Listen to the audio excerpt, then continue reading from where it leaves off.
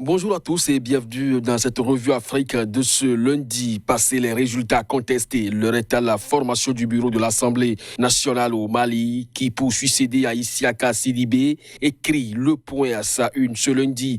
L'indépendant croit détenir le nom sur intervention d'Ibeka, rapporte-t-il. Moussa Tembine est le seul candidat valable du RMP et de l'EPM. Pourquoi un candidat valable? Le prétoire nous clarifie. Bataille pour le perchoir.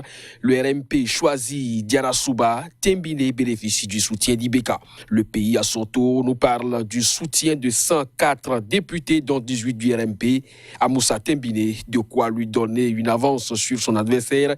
Peut-être va-t-on vers le plébiscite comme c'est le cas pour Edi Kombo-Igo par le collège électoral. Lui sera le candidat CDP face à Kaboré le 22 novembre prochain pour la présidentielle au Burkina Faso. Non loin du Mali, la situation sociopolitique en Côte d'Ivoire retient toutes les attentions.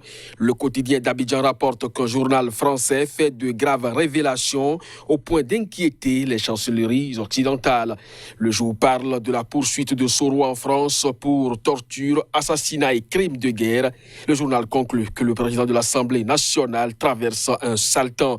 La nature a horreur du vide, nous enseigne l'adage. Pendant que la majorité se déchire, au PDC-IRD, on occupe le terrain. Le nouveau réveil nous révèle que Bédié se prépare pour convoquer la convention du parti.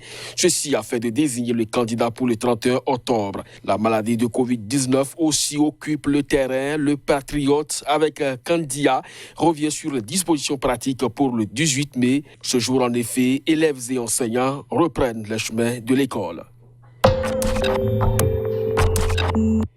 Défis actuels au Cameroun parlent de lutte contre Covid-19 et voient que les mesures fiscales vont coûter 114 milliards de francs CFA à l'État. Le journal L'économie nous informe dans sa livraison du jour qu'il y a des secteurs qui ne sont pas touchés par la crise.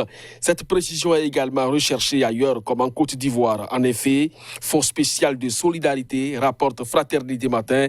Maria Toukone veut savoir comment s'est fait le choix des bénéficiaires.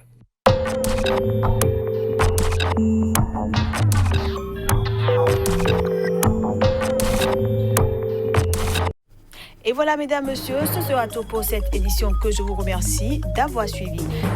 Cette semaine en compagnie des programmes de Sika TV.